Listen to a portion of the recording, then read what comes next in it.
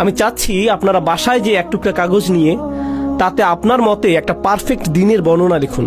যদি আজকে রাতে ফেরেশতা আসে আপনার আত্মা নিয়ে যেতে, যদি মৃত্যুর ফেরেশতা আপনার জান কবজ করতে আজকে রাতে আসে, আর মুসলিম হিসেবে দিন যেমন হওয়া উচিত ঠিক তেমনটি আমার ছিল কিনা, তাহলে আমি অন্তত বলতে পারবো যে আমি মুসলমানের মৃত্যু পেয়েছি, আমি পুণ্যবান মৃত্যু পেয়েছি, সুন্দরভাবে মারা গিয়েছি।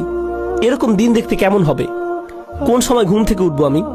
আমার স্ত্রী সন্তানদেরকে কি বলবো? কোন সময়ে আর কোথায় নামাজ পড়বো আমি? হয়তো আমি অফিসেও যাব সেদিন, কিন্তু সেখানে আমার আচরণ কেমন হবে? সেক্রেটারির সাথে কিভাবে কথা বলবো? আমার চোখ কোথায় থাকবে? আমি কম্পিউটারে কি দেখব? আমার বসের সাথে কতটা সৎ থাকবো আমি যদি জানি সেই রাতেই ফেরেশতা আসবে, তবে সেই দিনটা কেমন যাবে? মুসলিম হিসেবে একটা পারফেক্ট দিন দেখতে কেমন হবে? এই দিনটি কিন্তু আপনার ক্ষমার বাইরে যাবার দরকার নেই। দিনটি হতে পারে যে কোনো সাধারণ দিন।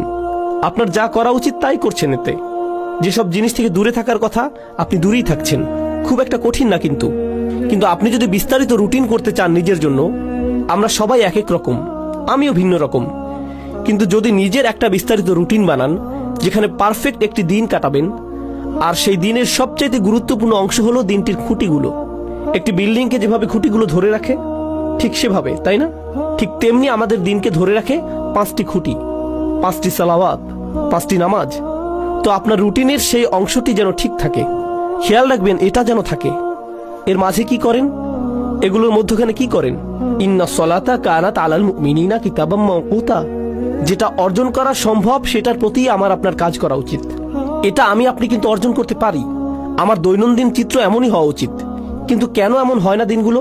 কেন দেরিতে ঘুম থেকে উঠি আমি? সম্ভবত দেরিতে ঘুমাতে যাই। তাই কেন এত দেরিতে ঘুমাতে যাই? কারণ সম্ভবত মধ্যরাত পর্যন্ত আমি মুভি দেখি। সম্ভবত সেটা বন্ধ করে সময় মতো ঘুমাতে যাওয়া উচিত আমার। কেন দোয়া করার সময় আমার কখনো কান্না আসে না? সম্ভবত আমি অনেক দিন যাবত আল্লাহর ঘরে যাইনি, তার কাছে যাইনি। শুধুমাত্র সেখানে যাই জুমার সময়, তাও আবার যখন তা একেবারে শেষের দিকে, যেন আবার নিজের জীবনে ছুটে যেতে পারি। কেন প্রত্যেকবার সালাতে যখন সিজদায় যাই উঠে দাঁড়ানোর জন্য ছটফট করি?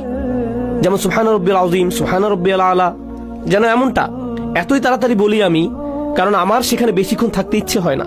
আমার তো অনেক কাজ আছে, আমার জরুরি কাজ শেষ করতে হবে, তাই না? আল্লাহর সামনে নিজের মাথা নিচু করার চাইতে জরুরি আর কি হতে পারে?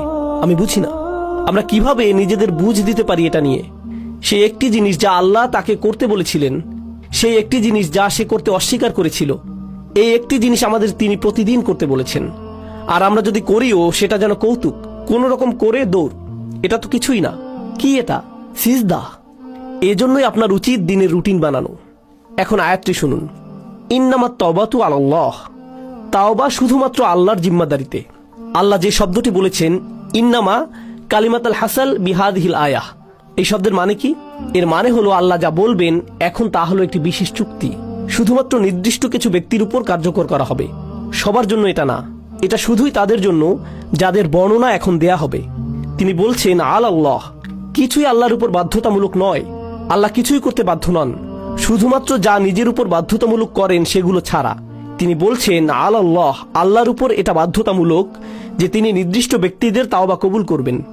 আল্লাহ কিছু মানুষের তাওবা কবুল করাকে নিজের উপর আবশ্যক করে নিয়েছেন। কারা এই লোক? লিল্লাযীনা ইয়ামালুনা সুআ বিজাহালাতিন, সেই লোক যারা পাপ করে। এখানে আমি সাধারণ অনুবাদ করে দিচ্ছি, যারা পাপ করে। আল্লাহ মাত্রই বললেন তিনি নিজের জন্য যারা পাপ করে তাদের ক্ষমা করা বাধ্যতামূলক করে নিয়েছেন। তিনি কিন্তু আরো বলেছেন, চলুন দেখি এই লোকগুলো কারা। আর সেটার আগে ইয়ামালুন শব্দের প্রতি একটু মনোযোগ আকর্ষণ করছি। ইয়াফআলুন শব্দের তুলনায় আরবি ভাষায় কিছু করা বোঝাতে 2টি শব্দ আছে, ইয়াসনাউনও আছে। এগুলো সবই কিছু করা বোঝাতে ব্যবহৃত হয়। ইয়ামালুন মানে হলো আপনার উদ্দেশ্য ছিল, এমন না যে আপনার ভুল হয়েছে, বরং আপনি করেছেন, আপনি জানতেন কি করছেন, আপনি ভুল করেছেন।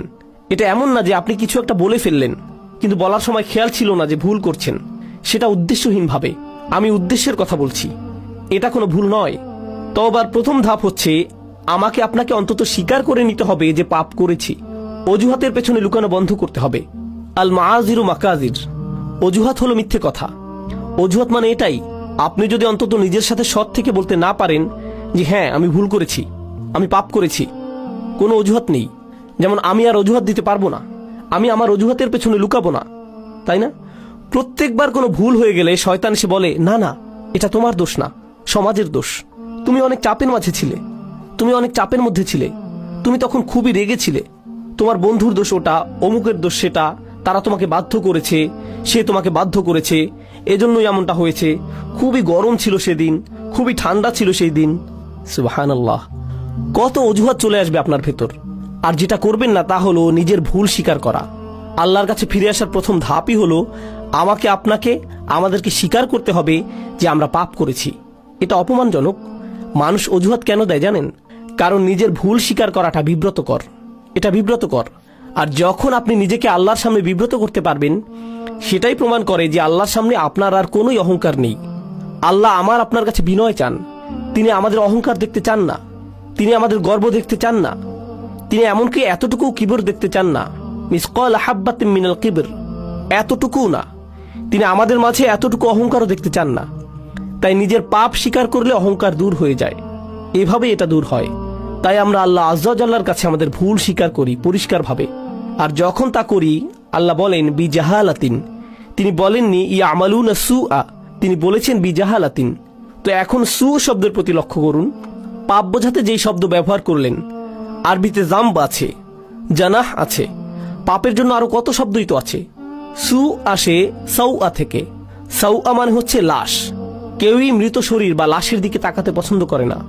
যেমন ধরুন হাইওয়েতে কোনো প্রাণীর লাশ পড়ে আছে কিংবা মানুষের লাশ, বিষয়টা ডিস্টার্বিং, কুৎসিত একটা জিনিস, দেখতে চাওয়ার মতো জিনিস না এটা। আল্লাহ আজ্জা ওয়া জাল্লা পাপকে সেই কুৎসিতের সাথে তুলনা করেছেন। এটাই করেছেন তিনি। এটা দুর্গন্ধযুক্ত, দেখতেও বিশ্রী, পচা গলা। এটাই হলো সু শব্দের উৎস। সাইয়্যাত এই শব্দ থেকেই উদ্গত। তো আপনি বিশ্রী কিছু একটা করেছেন, স্বীকার করুন।